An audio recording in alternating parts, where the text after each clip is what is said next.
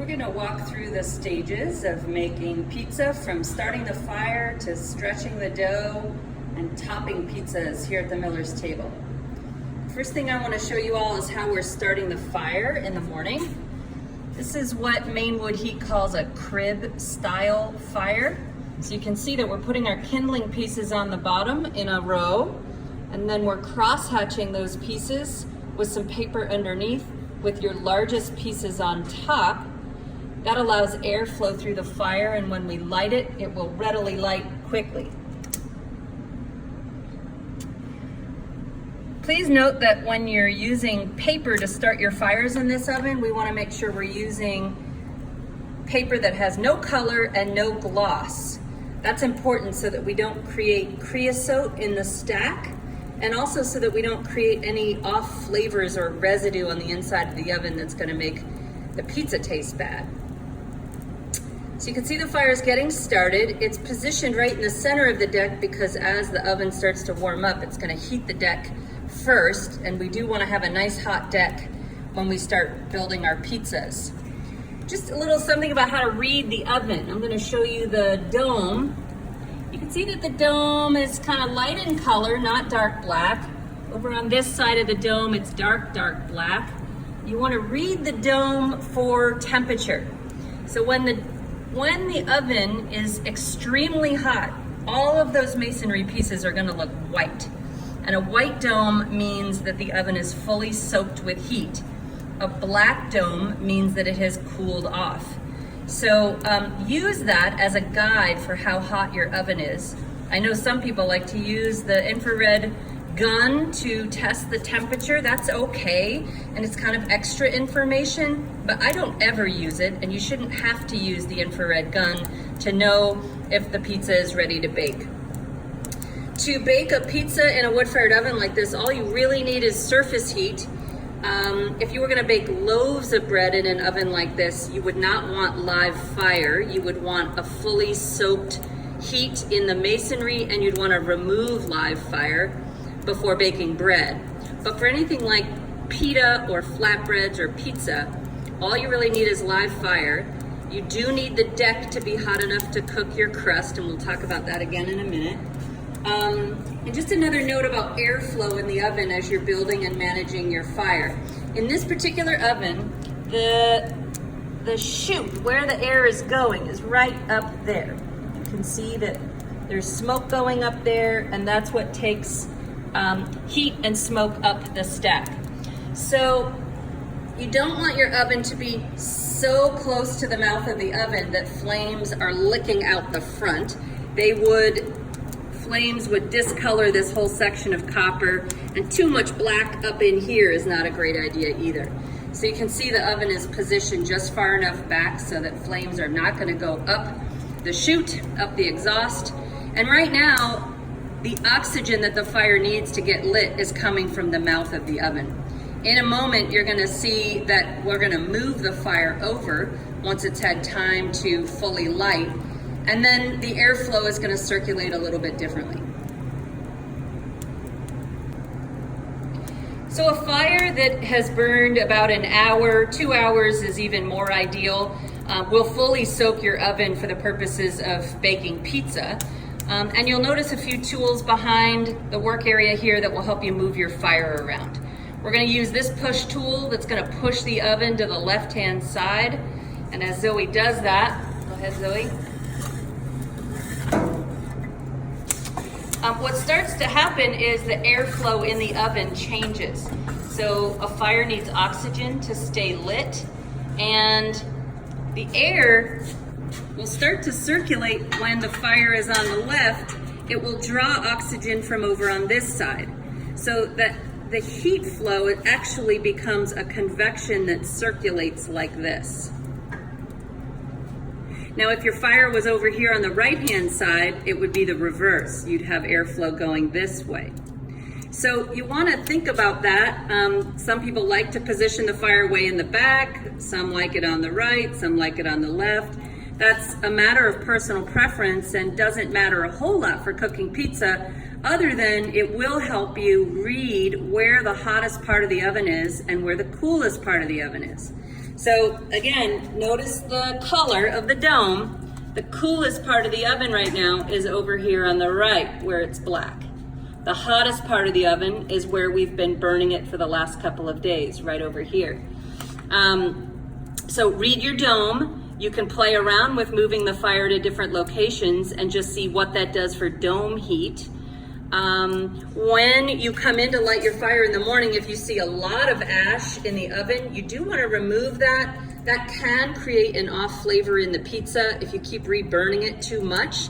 And we do have metal buckets out in the courtyard by the oven and by the wood storage area for just that purpose. You want to keep your ash in a metal bucket to make sure that it's fully out, that there are no flames in it.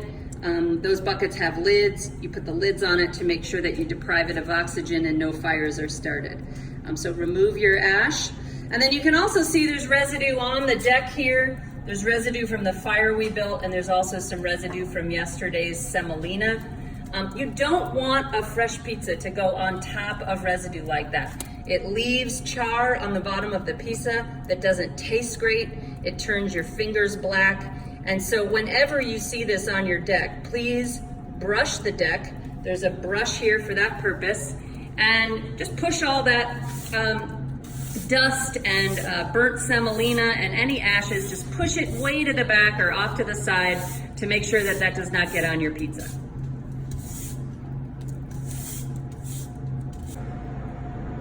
Just a quick note about how we're gonna stay organized in this pizza station. As you know, this door down here, this is the oven door that gets placed on the oven at night before we get home. If you have a live fire and you don't have any pizzas on order and you want to keep the heat in the oven, you can certainly place that door back on the mouth. You want to keep it cracked open a little bit so that the fire can continue to receive oxygen and stay lit. But it'll prevent heat from coming out into your workspace if you're getting too hot, and it can help keep the heat in the oven. This is our wood rack, and you'll notice this is what we consider our kindling pieces, the nice smaller pieces, and then the larger pieces.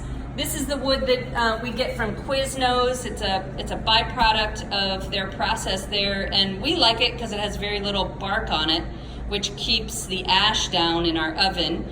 We're lucky to have a supply of it made possible by Alan Bollier, who brings it by. And if someday we run out of this wood, we'll certainly look for other hardwoods, but we only want to burn hardwood in these wood-fired ovens. This particular wood, because it's kiln dried, will burn hot and fast. And so if we wanted a fire that was going to last longer, over a longer period of time, or slower, we might look for bigger chunks. You know about your pizza peel storage, and we're working on getting the right 16-inch size so we can get rid of some of these medium-sized ones that have little use to us. We've rearranged behind here a little bit. This will be your cart, and I'd like to keep these pizza racks neatly organized. When they're used for service, they do need to be wiped down with a Sani solution before sent back out to another customer.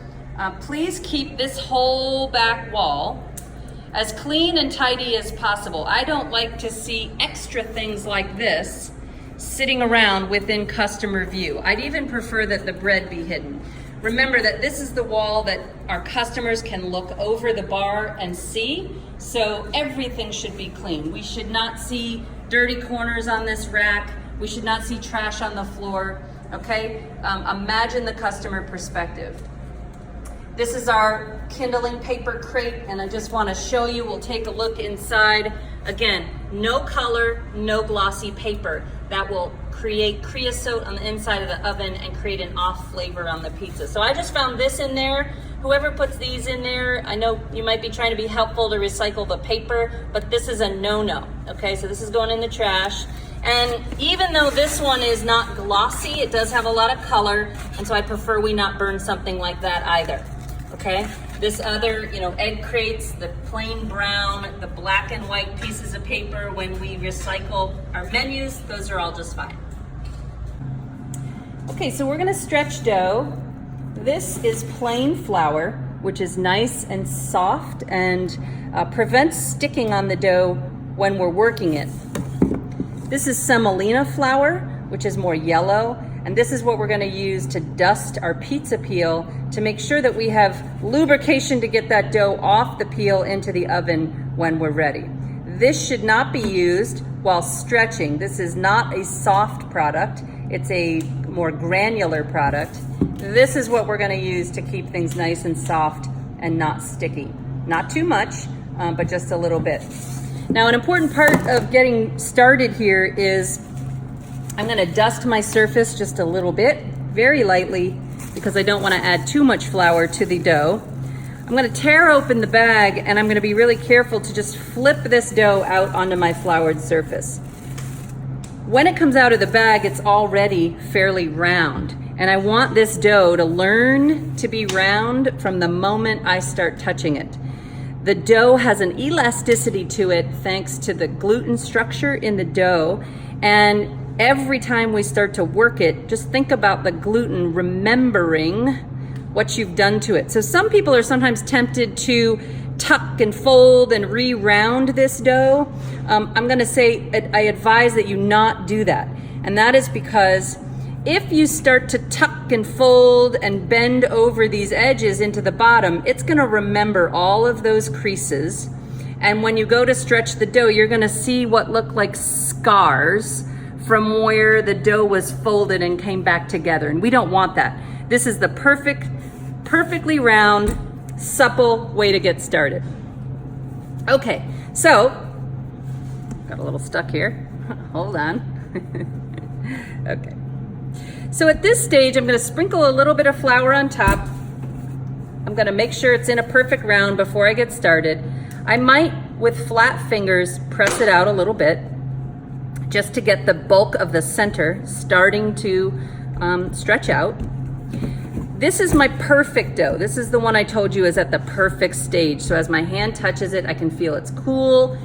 If it were leaning on too cold, or if I still had a center that was still mildly frozen, I might be really paying attention to putting my hands on it a lot to transfer heat from my hands to the dough. But this one is just perfect. So the way I'm gonna start, I see little bubbles in here. That's good, I wanna leave them. I am not a fan of rolling pins because when you use a rolling pin, you start to press all these beautiful little bubbles out.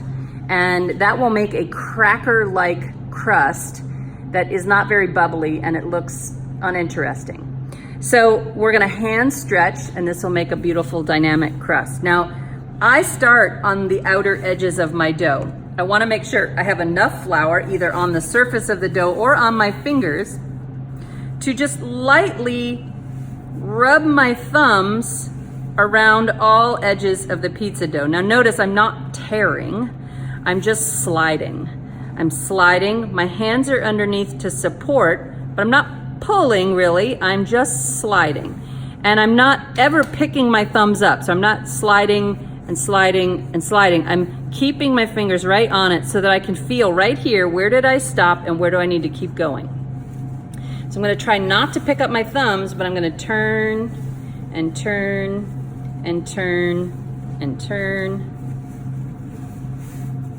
all the way around the pizza. Now you're gonna start to see little dimples as that edge thins.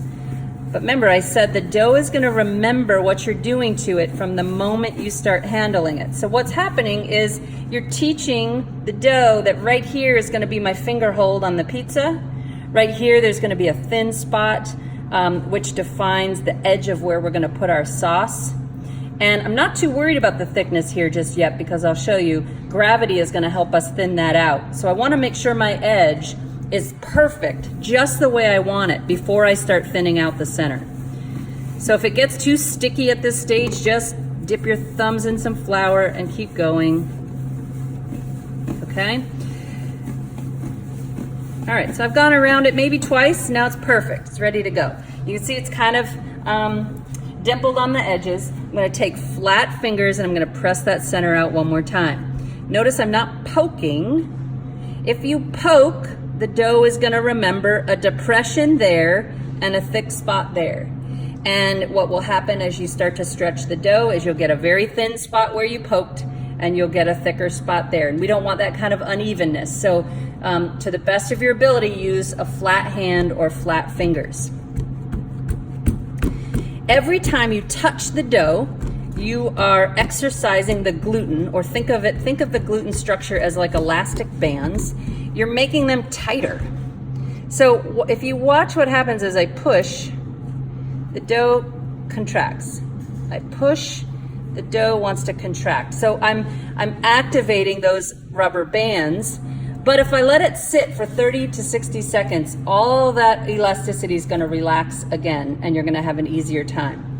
So don't fight with the elasticity of the dough. Just let it rest for a second and come right back to it, and you'll have a much easier time.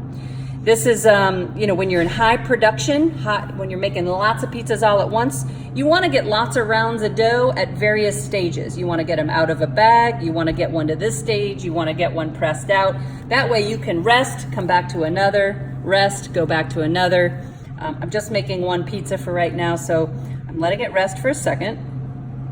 Then the next stage is to make sure that I have enough flour on the bottom. I might just set my dough on my remaining flour here to pick up a little flour from the table. Then I'm going to the back of my hand. Now I am going to focus on the center at this point. This is the perfect stage dough. It's still cool to the touch on my hands. It is not sticky at all. And I'm gonna let gravity do the work, but I'm holding my hand like this, and I'm gonna slowly ease my knuckles out to the outer edges. And I'm gonna spin it round and round, so I'm doing this in equal measure all around the pizza crust. No pointy fingers. I keep my fingernails very short for this purpose. I don't wanna poke a hole through the dough. And already I can feel that the weight of the dough just wants to drop around my hands. And so you can lift it up at this point and have a look at where the light comes through the dough. That'll tell you where it's thin or thick.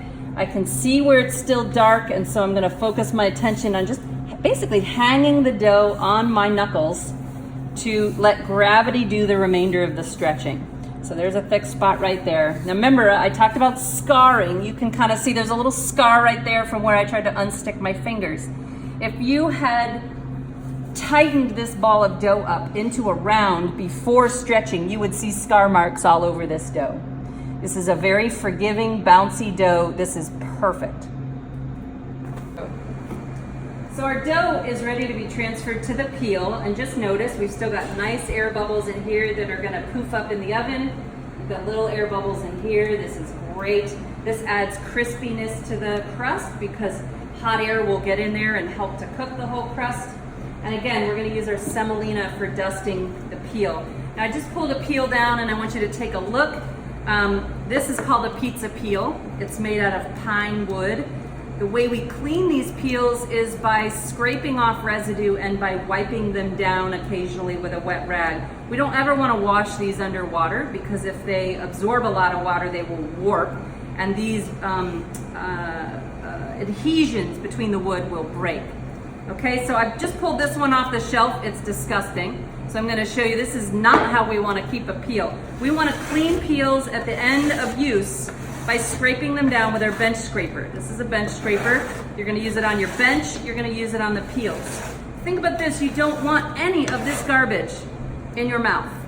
So we do not want to transfer that to a pizza. I don't want to transfer old sauce that's been sitting around the cafe on these peels. I don't want to transfer that to a pizza. All of this should be scraped off at the end of your shift.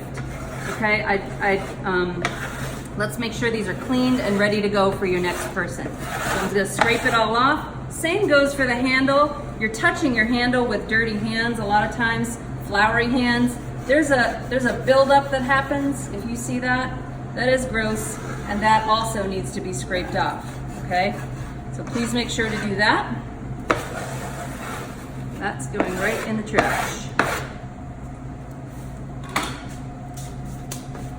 Here's our semolina.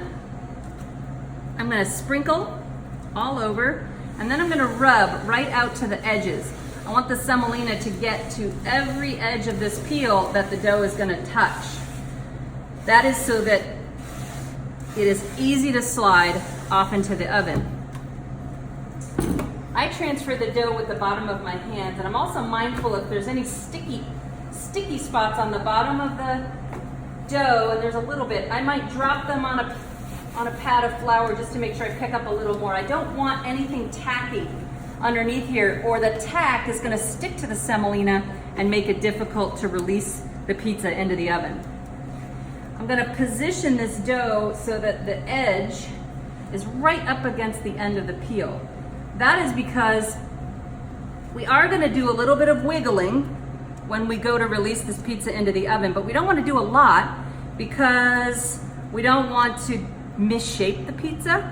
We wanna deliver this edge to the hot deck, and then we wanna be able to carefully slide out from underneath. So I want it all ready to be as close to that oven deck as possible. So I'm gonna put the pizza right on the edge of the end. Before we move on to topping, I just want to talk about this overproofed dough for a minute. In a perfect world, you don't overproof the dough, but sometimes we've pulled a whole bag of dough and it's what we have out front, and we've got to use it up before we get into a new bag. So we're gonna go for it, and we're gonna see what happens. So again, I'm opening the bag, I'm making sure there's some flour on my surface, I'm flipping it out, and I'm trying not to misshape the dough if I can help it. I'm gonna dust the surface a little bit. I'm gonna bring it back into a round. Now this dough is tackier because it's been proofing longer. It's a little tackier to the touch. I might need a little bit more flour. It's still cool because it's been in refrigeration. That's good. It's got a lot of bubbles in it because it's been actively fermenting in the fridge. And I'm gonna go for it. I'm gonna go ahead and start the stretching that I was talking about on the rim of the pizza. I'm gonna go round and round and round. And when we get to the point of stretching it over the back of my hands, that's where you might find the biggest difference. It's going to be a little less forgiving because the proofing actually, the longer it proofs, the more you're weakening the gluten structure in the dough. So I have less time, I have to work faster, okay? So it's not terrible, but it is definitely a little more overproofed than the first one I stretched. So here it goes. I'm gonna put it on the back of my hands. I'm gonna start going. Not too bad. Not too bad at all. But it's definitely happening faster. The gravity is pulling that dough out and thinning it out faster. So I might have to move my hands faster. I might not be able to hang it quite as long on these thin spots. Remember I showed you how elastic the other one was. This one is still pretty elastic, but it's a little less patient with me. Okay, that happened very fast. Now I need to set it down. Sometimes if I'm managing an overproofed dough and I don't yet have it all thinned out, I will use the table surface to support the dough while I'm finishing my stretch because I don't want all of that gravity to keep pulling it out so fast. See how I'm just resting it on the table, but keeping it moving so it doesn't stick to each other. That's okay too if you've got to manage an overproof dough. Okay, if you accidentally put your finger through it, whoops, it is not a lost dough. You're gonna get it back into a round, you're gonna ease it back together, and you're just gonna pinch. Pinch it back together and make it work. You're gonna be very careful about touching that spot when you transfer it to your peel. If you're working hand in hand, or if you are the cook, the oven cook, you might be careful about that spot. Keep an eye on it when it's in the oven because that will be your most vulnerable spot as you cook it and turn it in the oven, but you can still make that work. Don't panic if you have a little hole. So at the Miller's table, our large pizza is a 16-inch pizza. This is about 16 inches. I'll get a little bit more width out of it when I transfer it to the peel. Our individual pizza is a small pizza that is 1/4 of a dough ball. So when I'm making these 1/4 units, I'm just gonna use my bench scraper to cut it evenly in 4. But this can be a little trickier, not too bad. But notice how now these are triangles, and I told you the dough will remember the shape. So unlike the large balls, I do encourage you to take the wet, tacky side and fold these corners in on itself to make it round. You want to teach this dough that we're gonna be round, not a triangle. So I'm just pinching those corners on the bottom. I'm making a nice flat surface and I'm just gonna set it and let it rest. Same here, I'm gonna fold these corners under, tuck, tuck, tuck, tuck all the sides so that it looks round. I'm gonna pinch them tight on the bottom and then I'm gonna let it rest.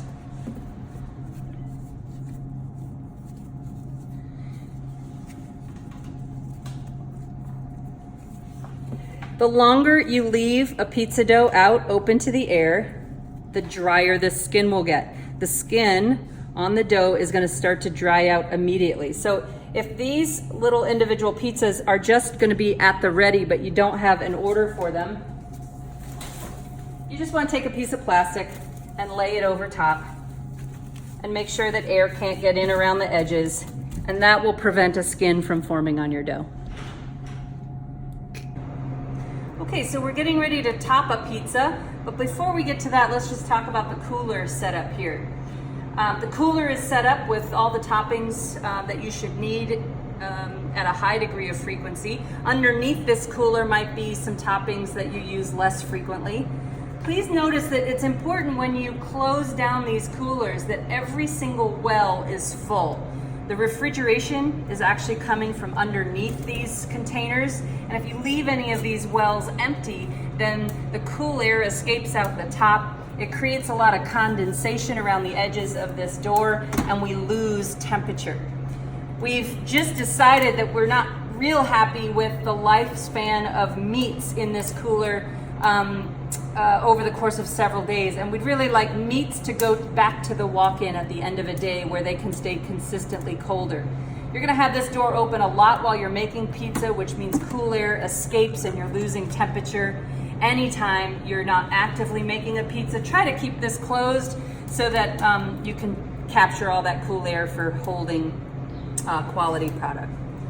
Okay, today I'm just gonna do a regular red sauce and cheese to give you an idea of the expectation for toppings and how much sauce and where to place.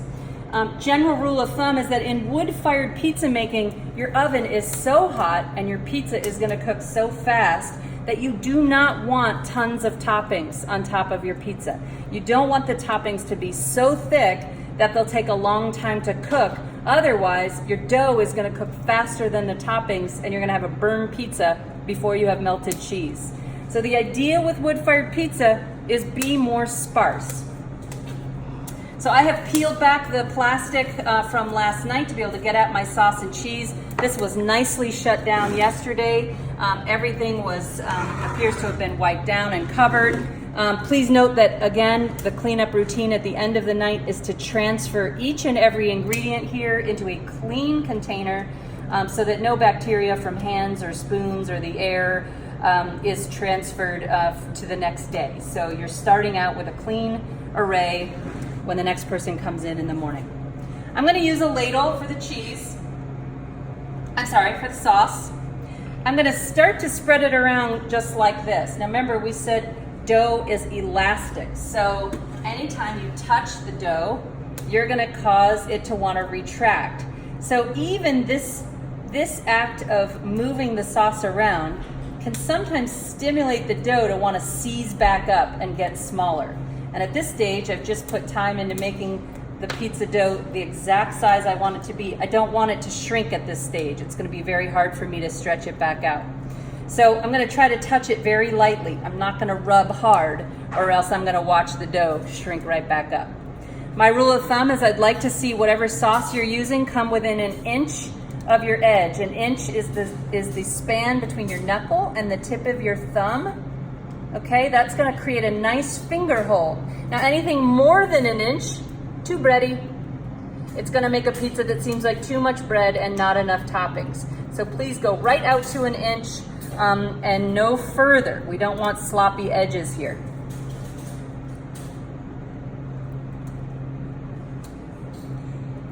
Another rule of thumb with sauce is I don't need to see it everywhere. This is all the sauce I'm gonna put on it.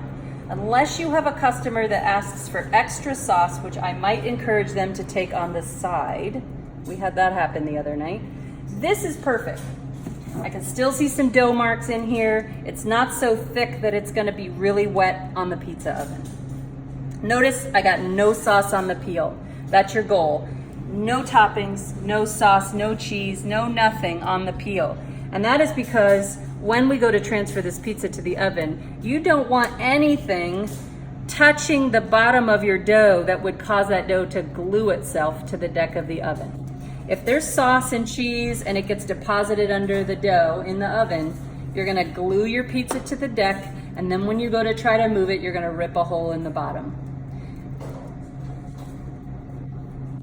Okay, cheese. I'm starting with one big handful. I'm gonna sprinkle it everywhere I can get it. I know that I'm gonna need a little bit more than one handful, so then I go back with a small pinch after that. I'm really just trying to get that cheese out to the 1-inch mark to the edge. I wanna make sure and imagine that as this cheese melts, it will cover the pizza, but I don't need to see cheese covering every bit of sauce. This is about right for a wood-fired oven. Now this may look like too little cheese for some people. This is the art of wood-fired pizza. Try to live with a lesser amount of cheese. If people order extra cheese, okay, fine. But we want that heat to be able to come through the crust. We don't want this cold, oily cheese as it starts to melt to prevent heat from coming through the crust. Otherwise, we're gonna end up with a soggy bottom and it won't be crispy. We're gonna get ready to transfer to the oven now, and I'm just gonna double check the oven.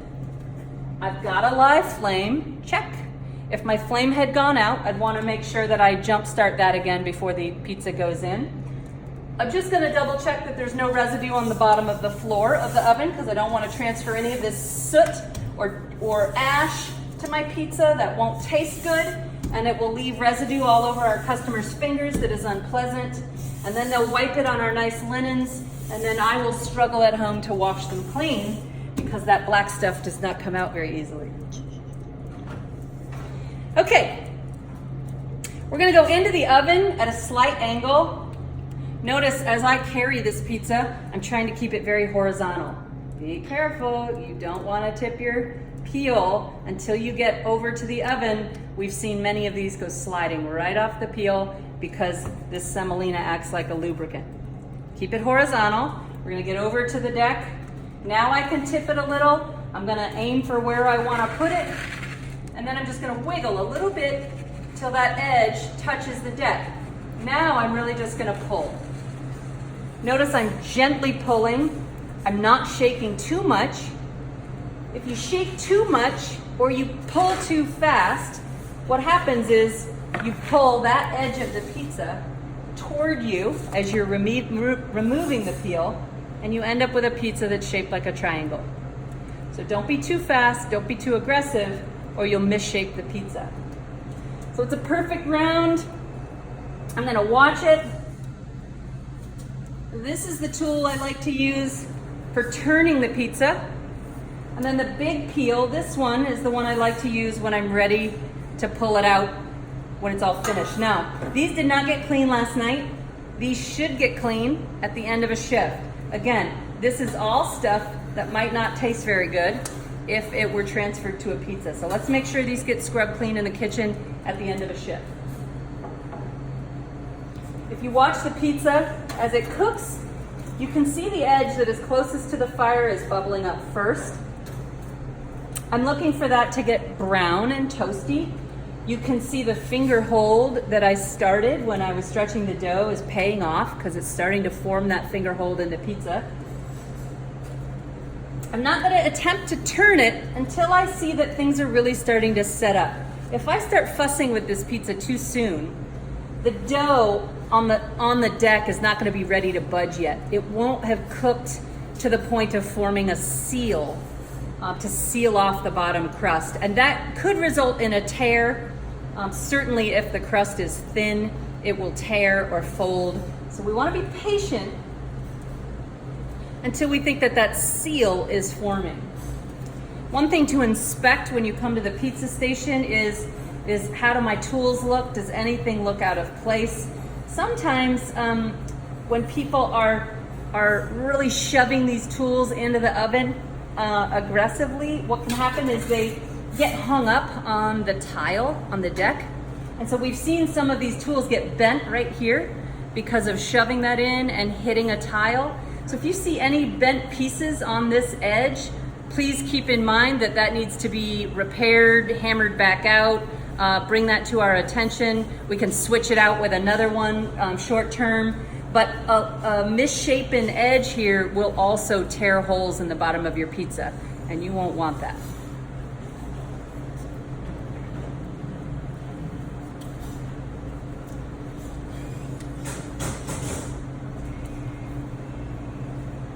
Okay, I'm gonna check and see how the pizza's doing at this point. I can lift an edge to feel how soft it is. It's still pretty soft. This is not getting too brown at this point, so I'm not too worried about it. This still feels so floppy that I'm not comfortable trying to spin it yet.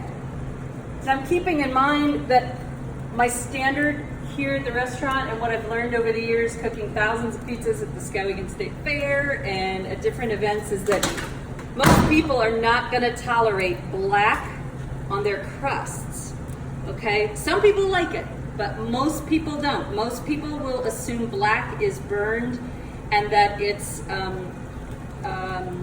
something they don't want. So I can see this edge getting dark brown. I know that I'm gonna wanna turn it by the time it starts to run the risk of getting black. I don't mind if some of these little bubbles that are forming start to get singed black, but I certainly don't wanna see whole black edges.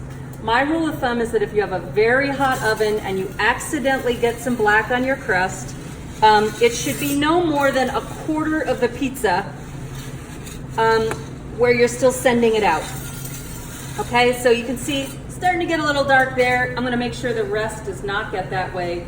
If half the crust was black or more, I would consider that worthy of remake.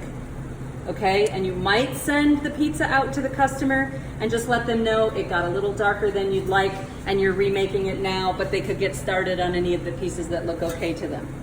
Things are gonna move pretty quickly. You saw me turn it. All I'm doing here is picking up the edge, I'm pulling it towards me a little bit in order to turn it. I have a nice skin on the bottom of the crust, which is allowing me to turn it pretty easily. I'm using this tool also to just scoot and push wherever I need it to go, watching the color of the crust all the way around. Okay, so I'm gonna keep bringing the lightest color of the crust closer to the fire. You can see the cheese is bubbling, so that's looking nice. Nothing's getting too black. Yesterday here in the cafe, we had a situation where the crusts were nicely brown, but the bottom of the pizza was very soft and almost doughy. If you ever see that happening or hear those complaints, that's because the deck is not hot enough. And what that means is that the deck needs more time with just a straight fire with no pizzas on it to rewarm, or it needs you to move the coals back onto the deck in order to transfer more heat to the deck to cook that crust properly. It is possible to have uneven heat between the dome and the deck that creates uneven pizza baking. So please watch that carefully as well. We're just about done here. You can see there's nice bubbles forming. We have a nice finger hold. The crust edges are beautifully brown. I'm gonna set up my pan, have it all ready to go.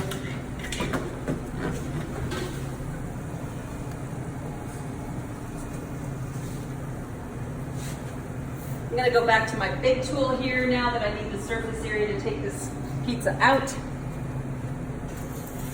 And again, I'm gonna go slow. Please don't shove. You don't want a hole in your crust at this stage. When the customer sees you having made the pizza, they're hungry, they're ready to eat. A hole at this stage is devastating for everybody. Okay, so I'm just gonna slide slowly and carefully just to wiggle it onto the peel. I'm very careful to stay horizontal with no angle of tip to my pizza, and I'm just gonna transfer right to the peel. A properly made pizza should cover this entire peel. It should cover the entire peel. You see how nice and big it is. My personal preference at this stage is to have a bowl of freshly minced parsley, rosemary, herbs, oregano, something like that, to put a little pinch of green on it at this point. Not critical, but I think it's an extra touch that people like. You're gonna take your peel, and I like to cut the pizza into eighths. In half again, in half, in half. Okay, and then it goes out. With the exception of the greenhouse pizza, which is one that's full of arugula, and we'll have Miles make that video.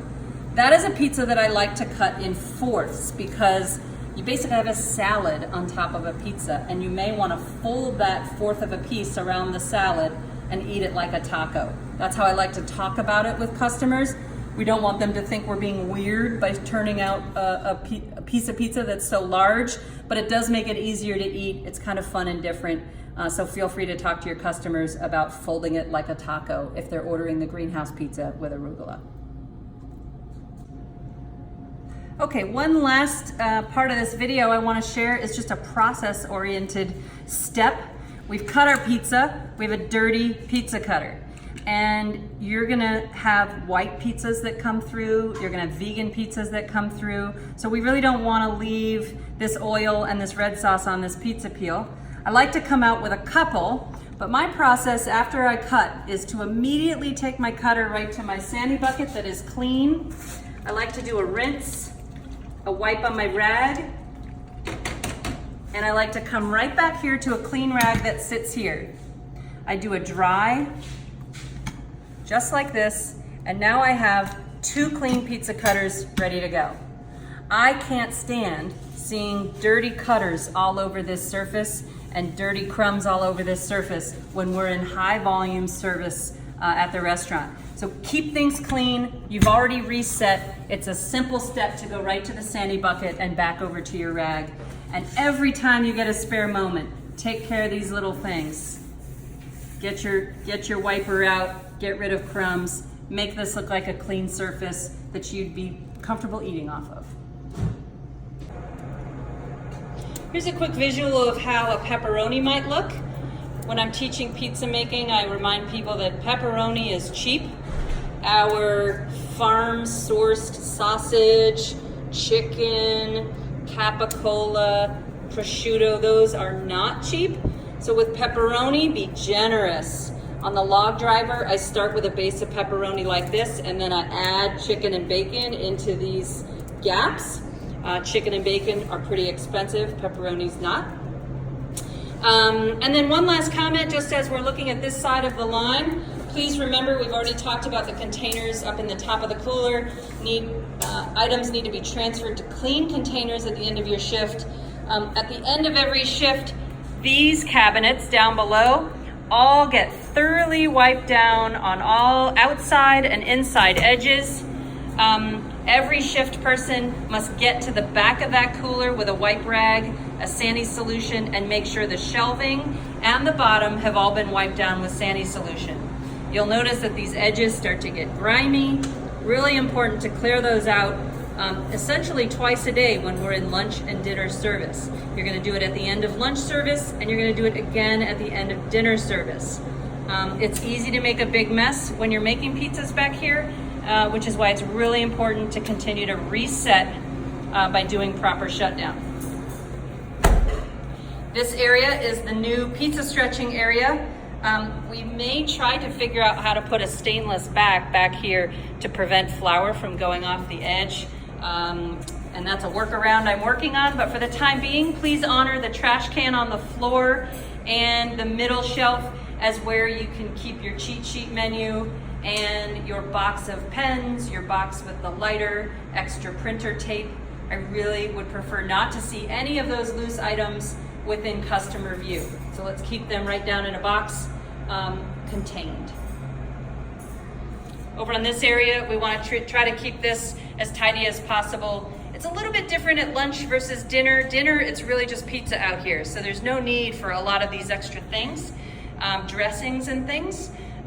Sometimes these little bowls of odds and ends can mount up, so let's keep those down to a bare minimum, only what we need, and make sure we're wiping underneath those containers because it can get quite oily under there, and we want to make sure it's nice and tidy. The last thing people have brought to our attention sometimes is cleanliness of this window. This can be the pizza person's role to look after. Anytime you have a spare minute and you see smudges on the glass there, please just go ahead and take care of that. It does get grimy on both sides, and this little area can fill up with dust as you see there, and it's nice to clean that out on a regular basis.